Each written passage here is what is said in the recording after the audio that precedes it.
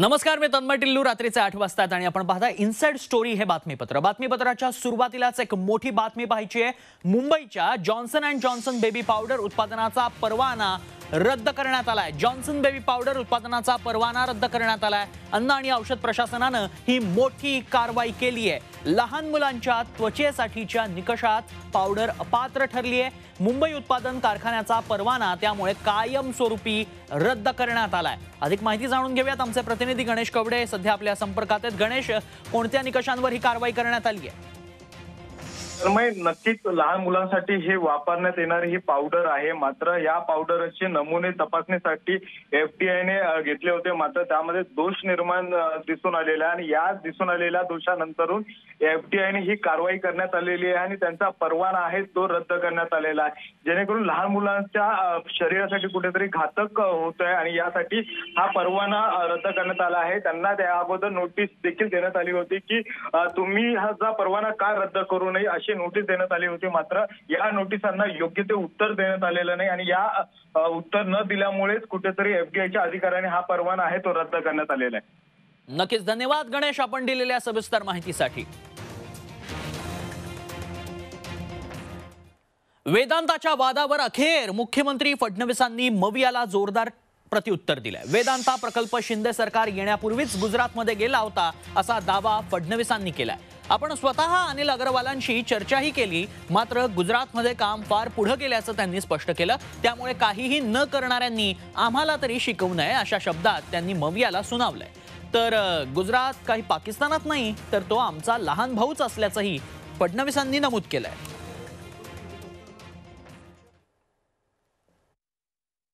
आता त्यांचा हा निर्णय कधी झाला होता? आमचं सरकार येण्याच्या आधी झालेला की गुजरात सोबत जायचं. आम्ही आल्यानंतर काय केलं? आपल्या राज्यामध्ये आला पाहिजे म्हणून निकराची शर्त केली, प्रयत्न केला.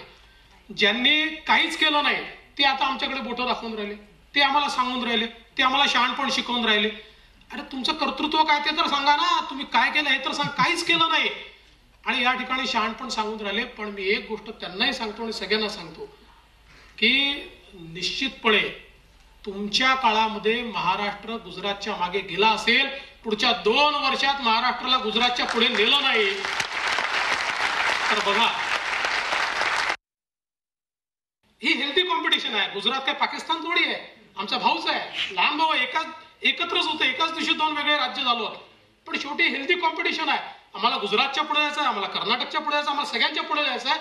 महाराष्ट्र नंबर 1च राहायला पाहिजे, तो नंबर 2 ठेवूच शकत नाही आणि ते आम्ही करून दाखवू.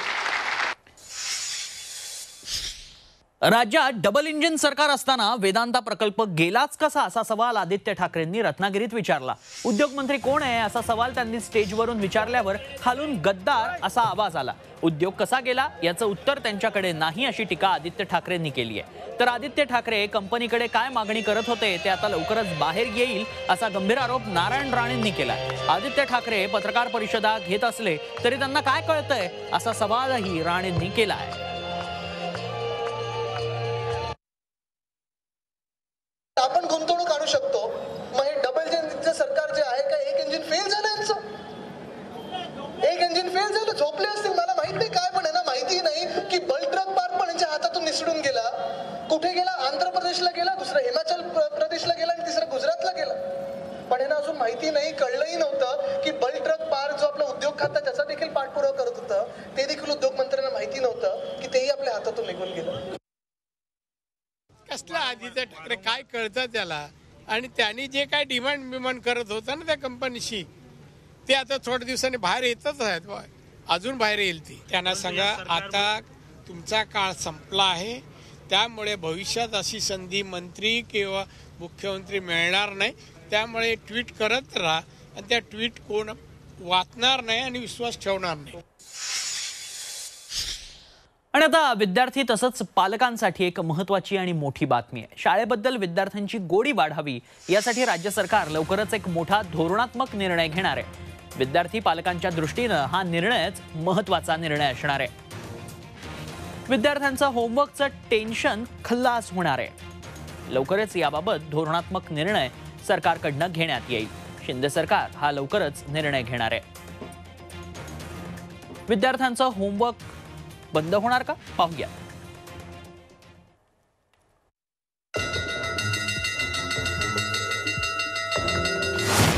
शाळेशी गट्टी, होमवर्कला सुट्टी, विद्यार्थ्यांचा होमवर्क होणार बंद.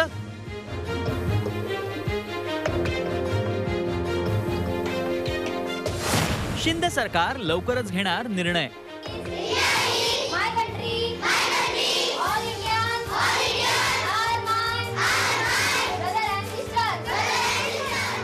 होमवर्क म्हटलं म्हणजे विद्यार्थ्यांसोबत पालकांनाही टेन्शन येतं.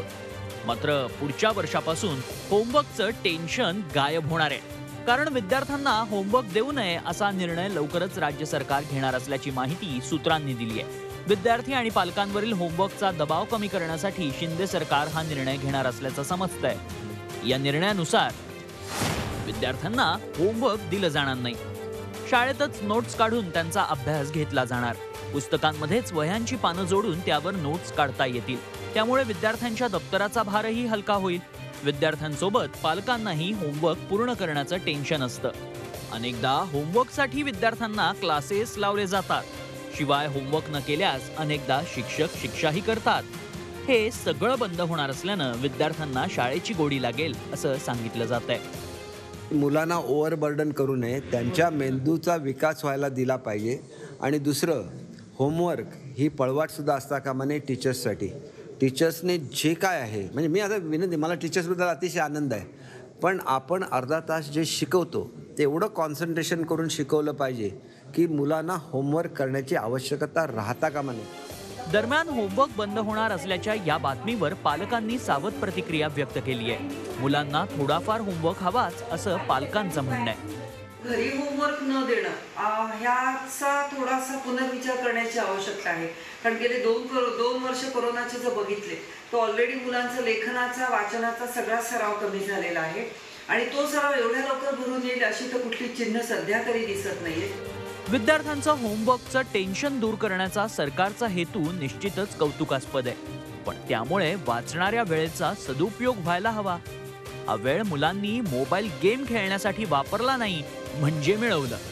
कपिल राऊतसह ब्युरो रिपोर्ट, झी 24 तास. टीईटी घोटाळ्याची शिक्षण मंत्री दीपक केसरकर यांनी गंभीर दखल घेतली आहे.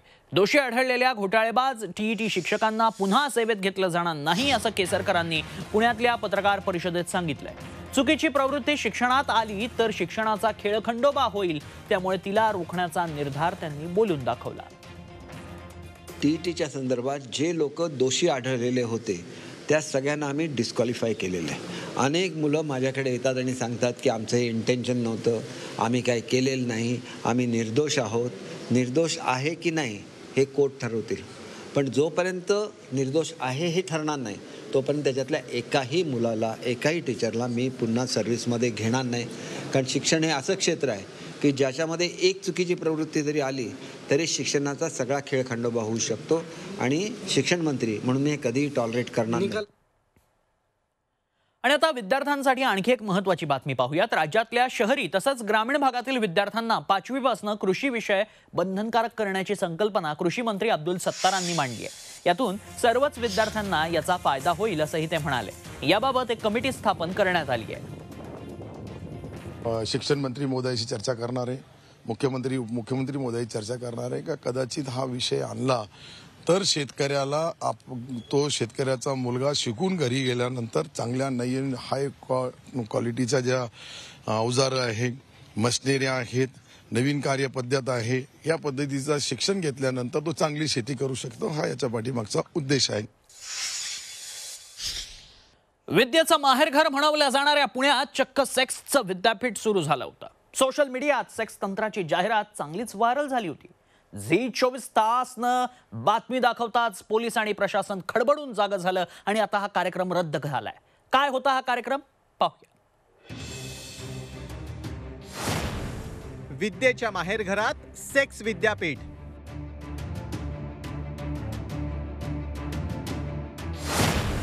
$15,000 सेक्स तंत्राचा कोर्स.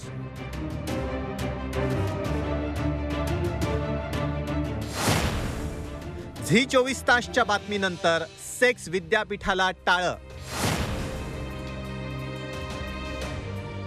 विद्येचं माहेरघर अशी पुण्याची जगात ओळख आहे. पुणेकर ही ओळख अभिमानानं मिरवतात. पण त्याच पुण्यात आता सेक्सचं विद्यापीठ सुरू झालंय. पुण्यात सोशल मीडियाच्या माध्यमातून सेक्स तंत्राची जाहिरात करण्यात आली होती. सेक्स तंत्र या नावानं पुण्यात एक प्रशिक्षण शिबिर आयोजित करण्यात आलं होतं. त्याचीच ही जाहिरात होती. झी 24 तासनं ही बातमी दाखवली आणि लावून धरली. त्यानंतर पोलीस आणि प्रशासन खडबडून जागं झालं. आता हे शिबिर रद्द करण्यात आलंय. या जाहिरातीत नेमकं काय होतं बघूयात. जाहिरातीत एक QR कोड दिला होता. त्याद्वारे संपर्क साधता येतो. प्रत्येक व्यक्तीला 3 दिवसांसाठी 15,000 रुपये शुल्क आकारण्यात येत होतं.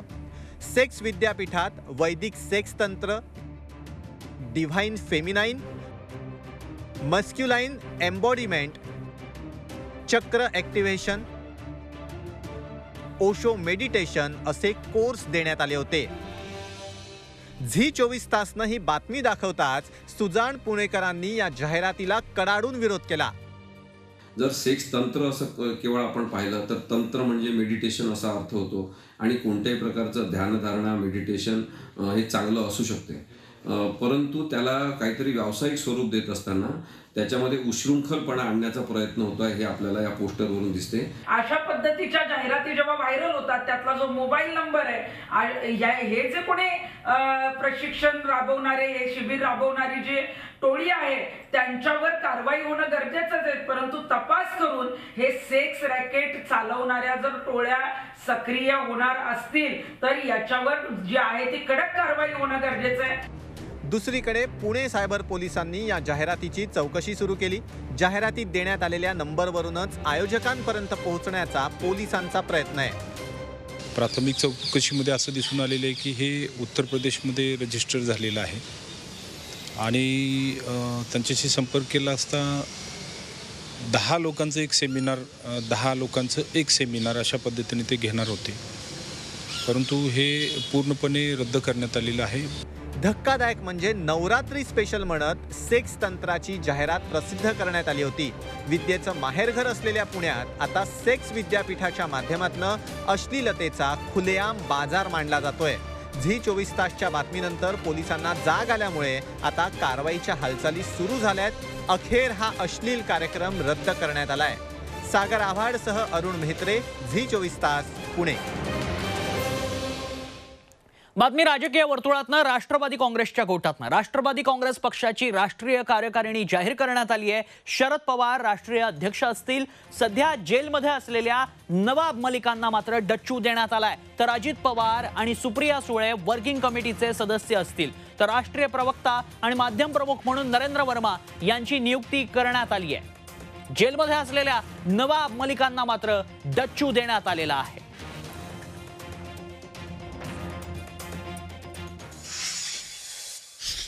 शिंदे गटाचे आमदार प्रताप सरनाईक यांना मोठा दिलासा ईडीनं दिलाय. ईओडब्ल्यू मुंबई नंतर आता ईडी देखील कोर्टात क्लोजर रिपोर्ट देणार आहे. ईओडब्ल्यूनं दिलेला क्लोजर रिपोर्ट महानगर दंडाधिकाऱ्यांनी स्वीकारलाय. तपासात पुढे प्रगती होत नसल्यानं हा क्लोजर रिपोर्ट देण्यात येणार आहे. टॉप ग्रुप सिक्युरिटी घोटाळ्याप्रकरणी ही चौकशी सुरू होती. या प्रकरणी सरनाईक यांच्या जवळच्या व्यक्तींना अटकही झाली होती. प्रताप सरनाईकांसंदर्भात क्लोजर रिपोर्ट स्वीकारण्यात आलाय. शिवसेनेचे खासदार संजय राऊत यांच्या विरोधात ईडीकडून आरोपपत्र दाखल करण्यात आलंय. पत्राचाळ घोटाळ्याप्रकरणी ईडीनं हे पुरवणी आरोपपत्र दाखल केलंय. संजय राऊतांचा या घोटाळ्यात सहभाग असल्याचे पुरावे देण्यात आले.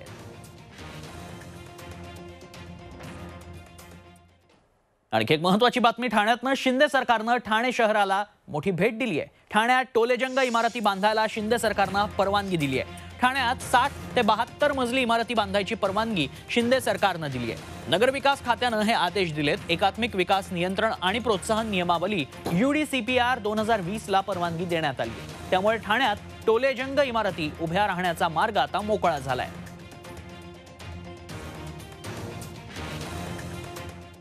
बातमी पावसासंदर्भातली आहे. मुंबई आणि पुण्यासाठी अत्यंत महत्त्वाची बातमी आहे.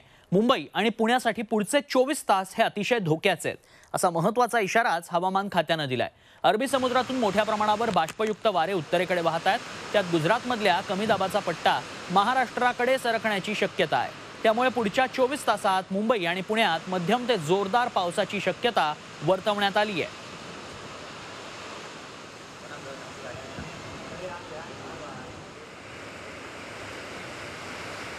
मुंबई बात करें, ये मोरलेस मुसळधार पावसाची शक्यता तुरळक ठिकाणी आहे. काही काही जगह जोरदार पाऊस भी हो भी सकता, एक रेयर चांस है. करंट 24 आवर्स का बात किया, स्पेशली नासिक पुणे जिले घाट एरियाज में है एंड कोल्हापुर सातारा यहाँ पे मुसळधार पावसाची शक्यता तुरळक ठिकाणी आहे. पुणे शहर आणि परिसरातही मुसळधार पावसानं जोरदार हजेरी लावली आहे. पावसामुळे खडकवासला धरण, साखळीतील सगळी धरणं या मोसमात दुसऱ्यांदा 100% भरली आहेत. त्यामुळेच खडकवासला धरणातून मोठ्या प्रमाणावर पाण्याचा विसर्ग सुरू असून नदीकाठच्या नागरिकांना सतर्कतेचा इशारा देण्यात आलाय. सध्या 30,677 क्युसेक्स पाणी सोडण्यात येत असून हा या मोसमातील उच्चांक आहे. आणि आता कारधारकांसाठी एक महत्त्वाची बातमी पाहूयात. मागच्या सीट बेल्टचा वापर न केल्यास 1,000 रुपयांचा दंड आकारण्यात येणार आहे. दिवसेंदिवस अपघातांचं प्रमाण वाढत चालल्यानं राजधानी दिल्लीमध्ये हा निर्णय आता घेण्यात आलाय. दिल्ली सरकारनं वाहतुकीचे नियम कडक करण्याचं धोरण अवलंबलंय. त्यामुळे आता कारमध्ये मागे बसलेल्या प्रवाशांनाही सीट बेल्ट लावणं बंधनकारक करण्यात आलंय. त्यामुळे मागे बसलेल्या प्रवाशांनीही सीट बेल्ट लावणं आता बंधनकारक आहे. दिल्लीमध्ये असा निर्णय घेण्यात आलाय. मागच्या सीट बेल्ट बंधनकारक करण्यात आल्याची कारणं पाहूयात. दिल्लीत कारमधील मागचा सीट बेल्ट बंधनकारक करण्यात आलाय. दिल्लीत सीट बेल्ट न लावल्यास 1,000 रुपयांचा दंड आकारला जाईल. अपघातात मागच्या प्रवाशांच्या मृत्यूचं प्रमाण सर्वाधिक आहे. भारतात 10 पैकी 7 जण मागचा सीट बेल्ट वापरत नाहीत. आणि आता बातमी आहे मोदी थाळीची. पंतप्रधान नरेंद्र मोदींच्या वाढदिवसानिमित्त मोदी थाळी हे नवं चॅलेंज ठेवण्यात आलंय. 56 इंच मोदी थाळीची जोरदार चर्चा आहे. बाहुबली थाळी असं या थाळीला नाव देण्यात आलंय. विशेष म्हणजे 56 पदार्थांची थाळी संपवणाऱ्याला 8.5 लाखांचं बक्षीसही जाहीर करण्यात आलंय. बाहुबली थाळी कोण संपवणार याबद्दल आता चढाओढ लागणार आहे. दिल्लीतल्या अल्डॉर 2.1 नावाच्या रेस्टॉरंटमध्ये ही मोदी थाळी ठेवण्यात आली आहे. उद्या पंतप्रधान नरेंद्र मोदींचा वाढदिवस आहे, त्यानिमित्तानं या थाळीचं आयोजन करण्यात आलंय. ये थाली के ऊपर 8.5 लाख रुपए का इनाम है. वैसे तो थाली दिन में और रात में दोनों में अवेलेबल है, 12 से 5 और 7 से 11. लेकिन अगर आपको इनाम जीतना और आपको आपको लगता है आप सच्चे बाहुबली हो, जो इस खाने को ना केवल उठा सकता है, अपने पेट में भी जगह दे के डाल सकता है, तो बेसिकली उसके लिए आपको मंडे टू फ्राइडे 12 से 5 आना पड़ेगा. और इस थाली का चैलेंज है 2 लोगों के लिए. जैसे मैंने बताया 4 लोगों की थाली है, लेकिन 2 लोग अगर ये फिनिश कर लेते हैं तो 8.5 लाख रुपए का रिवॉर्ड उसी टाइम जीत के जाएगा.